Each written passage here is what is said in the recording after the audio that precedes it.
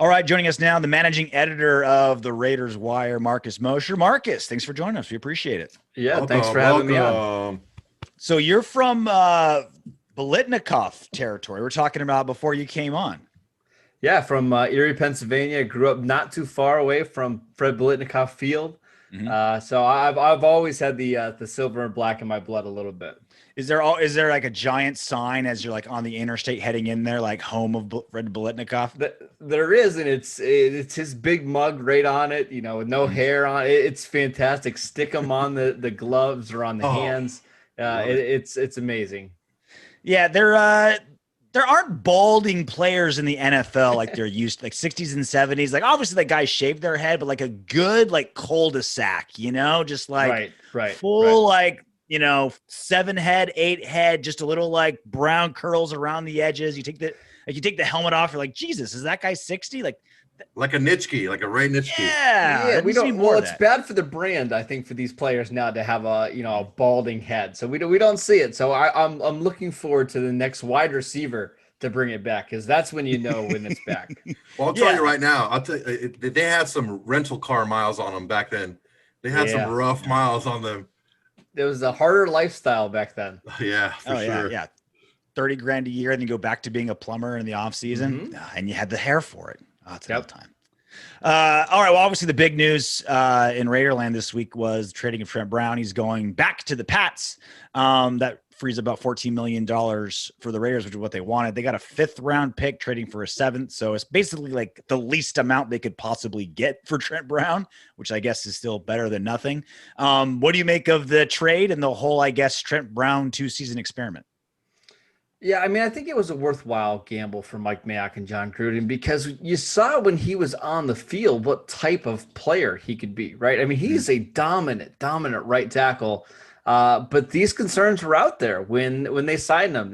This is somebody who wasn't always the most motivated player. He had one breakout season with Bill Belichick in 2018.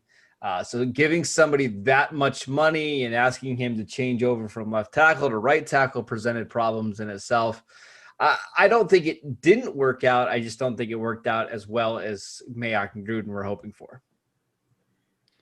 So he's just one of several free agents from that 2019 class that not panning out is an understatement. Vontaze Burfict, Terrell Williams, Marcus Joyner, all fell apart in one way or another.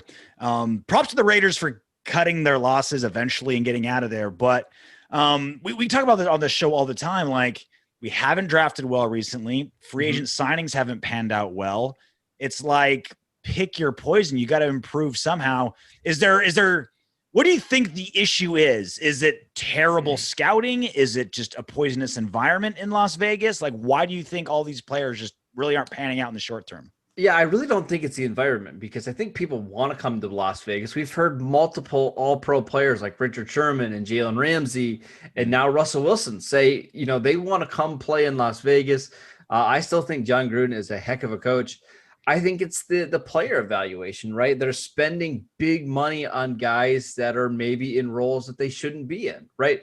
Like, let's take Tyrell Williams, for example. And this one's not necessarily Jon Gruden and Mike Mayock's fault too much, but they gave a lot of money to Tyrell Williams, who has always been really a number 3 receiver. And the goal was for him to be a number 2 receiver paired with Antonio Brown. Well, when Antonio Brown had the falling out with the Raiders, he was all of a sudden, put into this number 1 receiver role. And that just was never going to work out, right? Even if he would have stayed healthy. So I think they're overpaying for these guys that are just good role players. We even saw it last year, right? When they paid Carl Nassib, who's really maybe a 3rd or 4th defensive end at best on a team, and they paid him big time money. I think that's where they're getting into the biggest problem. He was a healthy scratch twice this year. It's just like, you can't it's inexcusable and I was talking to RJ about this earlier. We got to stop trying to have that mindset of, let's spread the money around and let's get 3 or 4 of these 5s and 6s. No, let's get 1 or 2 of these 8 and 9s. And then the other guys around him just do your job. We get the superstar players, the players that you should give the money to, and instead of starting to spread around for a bunch of like okay guys. Yeah, and look at the Raiders' best signing they have had over the last 2 years. It was a Nelson Aguilar on a minimum contract, right? Mm-hmm. You're way better off doing that, right? A studs and duds approach in free agency rather than just trying to get 4 or 5 guys to fill holes, because most of the time those guys don't end up filling the holes, and you've got to cut these players down the road anyway. So I completely agree. I would love to see the Raiders this offseason just target 2 or 3 guys, right? Just 2 or 3 guys at the top of their position in free agency, rather than trying to fill every single hole before the draft. Marcus, that's why you and I are best friends, because that's exactly what I've Whether been you like saying. it or not, Marcus. Whether you like it or not, we're getting the tattoos tomorrow. That's what I've been screaming for. Get a top 1 or 2 guys. Get that safety. Get that top safety. Get a disruptive D tackle. Everything else will fall into place, because you don't have a bunch of dogs out there. Bradley's already going to make the defense better. Right. Just get with those players. And that's what I always say. We don't need players. We need players. We need player. I need a player in the secondary, and I need a player on that line. And that's like, yeah, if you're going to go spend in free agency on a pass rusher, don't mess around with these guys that are going to get 1 year, $6 million or something like that. Go after a guy that's a stud. Go get Shaq Barrett. Go get Carl Lawson. Go get, Melvin Ingram if you want to do that. I'm tired of them trying to patch things together and hoping it's going to be all right. Go get some studs. Well, I think what's happening is they're trying to even out the money on both sides of the ball. So they had to kind of like, let me spread this guy out a couple of years and I have to pay that big money. It doesn't work. No. It doesn't work. And he found out when you spend a bulk amount of your money on a part of your team that doesn't normally have that much of you're paying all out for the offensive line.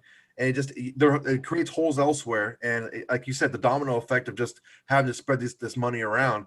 What are your asks right now? Like if you had to ask for 2 big signings on defense, what do you think? What are you going for? It's tricky because I would have said safety a couple days ago, but they really need a free safety that can play the deep center of the field, because they're going to be playing a lot of cover 3. They need somebody that can really cover up for Jonathan Abrams' weaknesses. And unfortunately, that market has dried up pretty quickly before free agency has even started, right? Mm-hmm. Marcus May was franchise tagged. Marcus Williams was franchise tagged. There are Justin Simmons also Simmons got the franchise tag as well. There are a couple other guys out there that I think could potentially fill that role, but I don't see a top stud in free agency. So I'm looking at defensive end. Go get me a guy that can get double-digit sacks. And then it's going to have to be right tackle, right? You're going to have to find somebody now that can come in and replace Trent Brown. I don't know if Trent Williams is realistic, because it sounds like he's going to get a lot of money from the 49ers. Taylor Moton was tagged by the Panthers. Maybe a Russell Okung, maybe an Alejandro Villanueva from Pittsburgh. Those would be the 2 guys that I would be interested in. All right. How worried are you for our offensive line next season, considering how much moving and shaking has happened in the last week and a half? It's a really good question, because I think it depends on Richie Incognito, right? Because the reports are right now that the team is interested in bringing him back. And if that's the case, I feel pretty good about that left side with Colton Miller, Incognito, and Rodney Hudson. They're likely to bring back Denzel Good to play either right guard or left guard, probably right guard. So you have to fill one spot in the draft or in free agency. I think they can do that. I do have confidence that Jon Gruden is going to figure that one out. I'm not overly concerned, but I don't think this offensive line is going to be maybe better than what we saw last year. I think getting it back to the same level we saw in 2020 is probably the hope. Yeah, for probably like $10 to $15 million less, which is kind of the goal. So, and that was the issue, last season is the most expensive offensive line in football, and it played pretty good, but for that kind of money, you should be a top 5 line. Yeah, they weren't the Titans.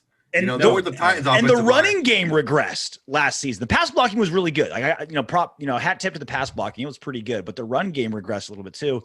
And so that goes into the next question is Derek Carr, because, a guy that's not that mobile and a guy with fumbling problems, there's no, you understood why Jon Gruden and company dumped, bags of golden bullion onto their offensive linemen to protect this guy. So with Derek Carr now, I think he's so polarizing for God knows what reason. Like people like love him and hate him. There's no just like middle ground with him. Your expectations for Derek Carr next season, because he's coming off of one of his best seasons ever, kind of, hopefully shutting up a lot of naysayers. And of course, there's always these rumors like, oh, we're going to trade for Deshaun Watson or whoever. And none of that's going to happen. There's zero chance any of that happens. But what do you see out of Derek Carr next season in relation to what you saw this season?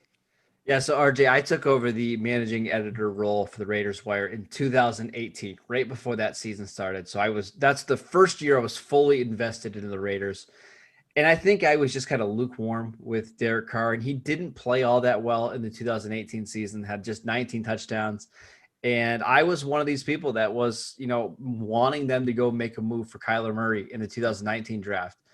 Looking back, that's foolish. I think Derek Carr is a top 10, top 12 quarterback at worst in the NFL. I thought he was phenomenal last year. I really do. With the offensive line having so many injuries, with the injuries at wide receiver, turning Nelson Aguilar's career around, I just thought he was amazing. In that third year in that Jon Gruden offense, I expect him to get even better. We saw career high last year in passing yards, yards per attempt, adjusted yards per attempt, passer rating, QBR. I expect him to continue to improve and be one of the top 7-8 quarterbacks in the league this year.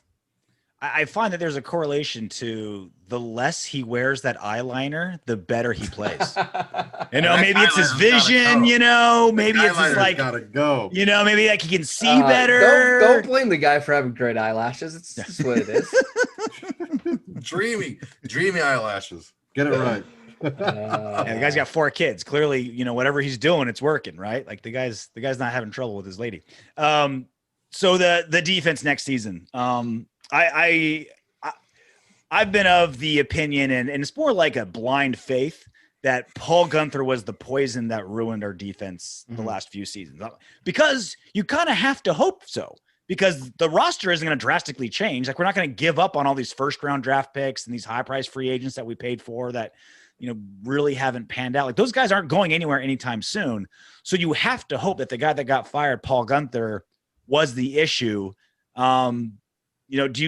What do you have for, what are your predictions for Gus Bradley and the Raiders in 2021, 2022? All right. So here's the good thing with Gus Bradley and this Raiders defense. It's not like they need to be a top 10 defense for this team to be successful, right? Like, if this Raiders defense can be average, they're going to be in the playoffs. Like, there's no doubt in my mind they're going to be in the playoffs. And in fact, I think if they're in the top 20 in defense, they're probably in the playoffs this year, because the offense has been that good under Jon Gruden. There are some pieces that you like, and you're hoping, last year with the COVID season, it just threw everything off, but you're hoping guys like Cleveland Farrell, Max Crosby, Trayvon Mullen, Damon Arnett, all these young players can continue to step up. And then more importantly, the linebackers, right? Corey Littleton was atrocious in the first 10 games of the season. Once they fired Paul Guenther, he wasn't great, but he was certainly better, right? And I think this new scheme with Gus Bradley will simplify things for him. I think Nick Kwiatkowski is a really good middle linebacker. If they can find a veteran corner in free agency and then maybe another defensive tackle in the free agency or draft, I think there's a chance this defense can get to that 18 range in points per game, and that should be good enough to get them back into the playoffs. Jon Gruden, 3 seasons now in the second stint, 4-12, then 7-9, then 8-8. You can always point to, hey, they're improving every season, right? Like, but Del Rio did better in his first 3 seasons than Jon Gruden did. Just kind of your evaluation in the first, I guess, 30% of his 10-year, $100 million deal. I still think Jon Gruden is a fantastic coach, and you see it on game day. You see the way he scripts plays. He's gotten Derek Carr to play better every single year. The offensive line has improved. The biggest flaw that Jon Gruden has is he can't evaluate talent at all. He needs to get out of the front office because he's terrible with free agents. He's terrible with the draft. I think if he just puts his pride and his ego aside and lets Mike Mayock and the scouts do their work, I think it's going to be much better for everybody. So until he does that, I'm going to be a little skeptical about the ceiling of this team. But as a pure coach, Jon Gruden is still really, really good.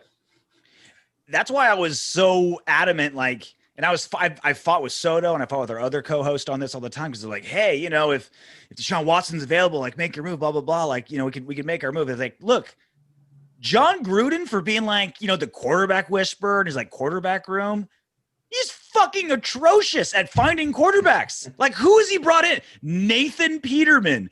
He traded for AJ McCarron. He gave Marcus Mariota the biggest backup quarterback deal ever. He hasn't picked up a good quarterback since Rich Gannon in '99. That's the last time he's picked up a quarterback in free agency or drafted one that's panned out at all. He is. You say he's bad evaluator. He is beyond atrocious. He's really bad. Yeah, that's why I was so happy that Mayock was his GM, because he likes Mayock, he trusts Mayock, they're friends. So as much as Jon Gruden, there's some ego there, and he's like, hey, I'm $100 million coach. Of course what I say is right. But at least somebody he respects is in that building like Mayock that can kind of push him in the right direction. It's why it's kind of unbelievable that they went 8-8 last year, right? I mean, they were 6-3 at one point in the season, despite Jon Gruden's roster building skills of trading away Amari Cooper and Khalil Mack. So it is kind of a miracle. And I'm really hoping this offseason Jon Gruden takes a step back and lets Mayock do his job. What do you think Mayock has to do for that to happen? Because we've been talking about that. And we talked about it a little earlier today about how I've never been shy about telling my boss how I feel. And that's why he gets fired all the time. Well, I mean, that's neither here nor there. What do you think Mayock and Bradley, because Bradley was an intricate part of building that defense with Seattle, what do you think they have to do to really kind of knock down Gruden and his opinion sometimes? Yeah, I think Mayock has to go to Gruden and say, hey, listen, you brought me in here to be the general manager. You got to let me shop for the groceries, right? Because his reputation's on the line, right? If this thing goes poorly for Mike Mayock, he's probably never getting another general manager job again, right? He's probably having to go back to TV, and his reputation would be hurt there.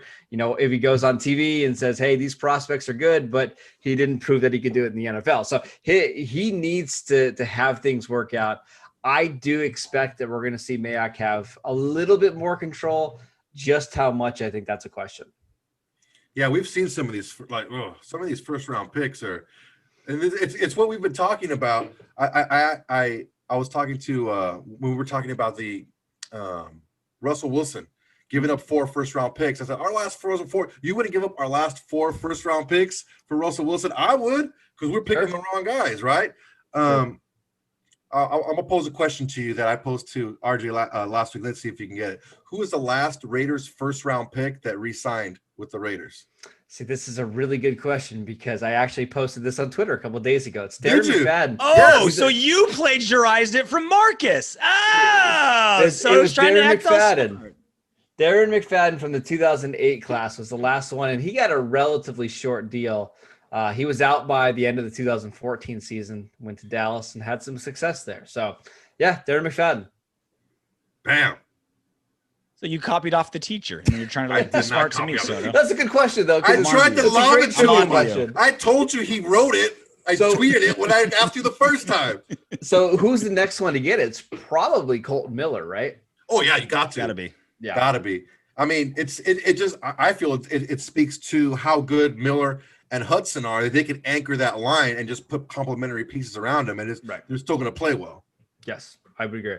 And I'm interested to see how John Simpson plays, a 4th-round guard last year from Clemson. Up and down as a rookie, I think, is being kind, but I know Mayock is a big fan.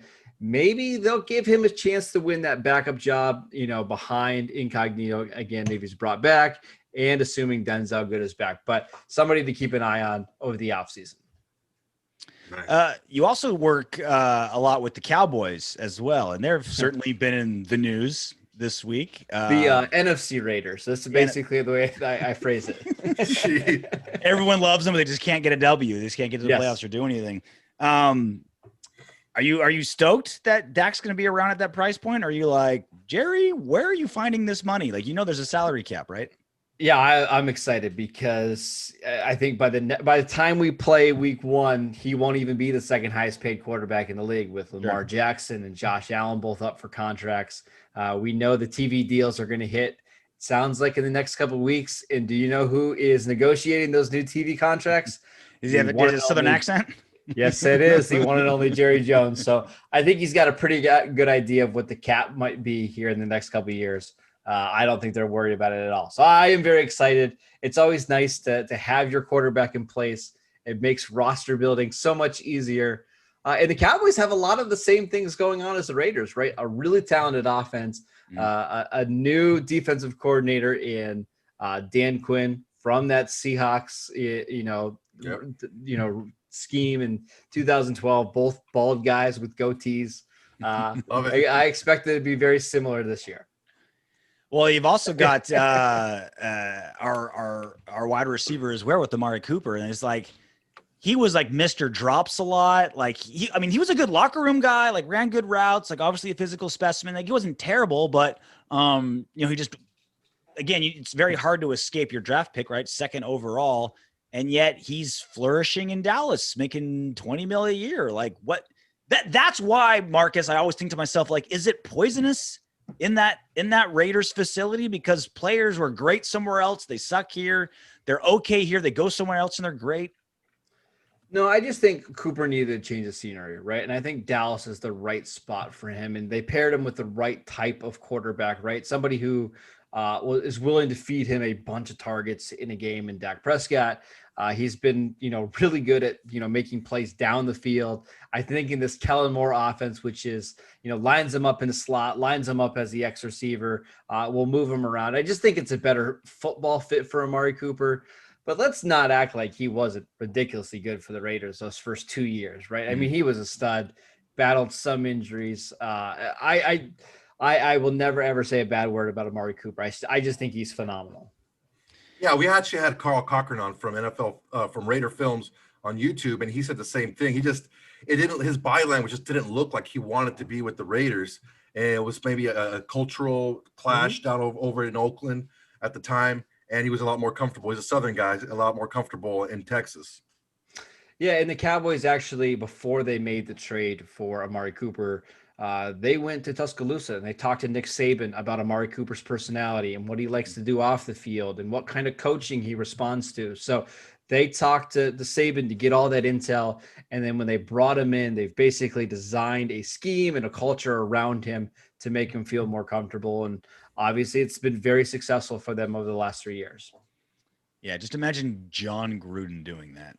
Yeah. Never happened. He's like, all right, let me coddle you a little bit. You know what I mean? Let me give you some emotional support. It's like, no, I want grinders. Gruden. Yeah, grinders. I mean, listen, like this is a really trivial thing, but like when they brought Amari Cooper in, they introduced him to the players on the team that were like big readers, and they have like a book club, and that's like something that Amari Cooper loves. And they have a chess team on the Dallas Cowboys, and that's something that Cooper's really passionate about. So even little things like that to make him feel more comfortable in the locker room is, I think, why he's maybe a little bit more successful in Dallas than he was with the Raiders.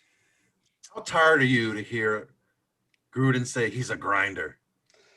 Yeah, I mean, it gets a little old after a couple of years. We're on year 4 of it now. It's I guess it is what it is. We only have 6 more years left. I guess. I mean, I was saying it last week. Like that's a shtick for football, for TV. That's not a way you build a roster. Well, even the jokiness and the not panning out part aside, I'm kind of down to have a roster of no nonsense team oriented guys, right? That sounds great for me. Okay, yeah, let's get high character guys that I want show up early. But he's not getting even those guys. He's getting Trent Browns who don't want to be there, and Richie Incognito. Perfect. Vontez perfect. Richie Incognito turned out to be great, but he had a reputation coming in. Whoa. I said last week, One guy didn't like him. Everyone else loved him as a team. But nobody else liked him because of what he did to the one guy. So let's not underscore that moment. There's some also other stuff going on with Richie Incognito. I know it's fascinating the types of players that Jon Gruden is attracted to, right? Mm-hmm. Antonio Brown's another one, right? Yeah. They thought their culture could fix Antonio Brown, right? Going from Mike Tomlin in Pittsburgh to the Raiders, where they were on Hard Knocks and it's a new coach. And I have no idea. I have no idea why Gruden is attracted to these players, why he thinks he can coach them up and get them to walk the straight and narrow. But it is fascinating. Nothing like the Las Vegas Strip to bring out the best in 23-year-old athletes, millionaire athletes. You know what I mean? What a great environment to foster good grinding mentalities. His name's Marcus Mosher. He's the managing editor of the Raiders Wire. Give him a follow on Twitter at Marcus_Mosher, Mosher. Marcus, this was great. Come back again, please. Thanks, man. Absolutely. Thanks for having me on, fellas. Hey, Windbags, if you want Darren Waller to catch 20 touchdown passes this season, don't be afraid to click those subscribe, like, share, and comment buttons. Plus, your comment could be featured in the next What Up, Windbags?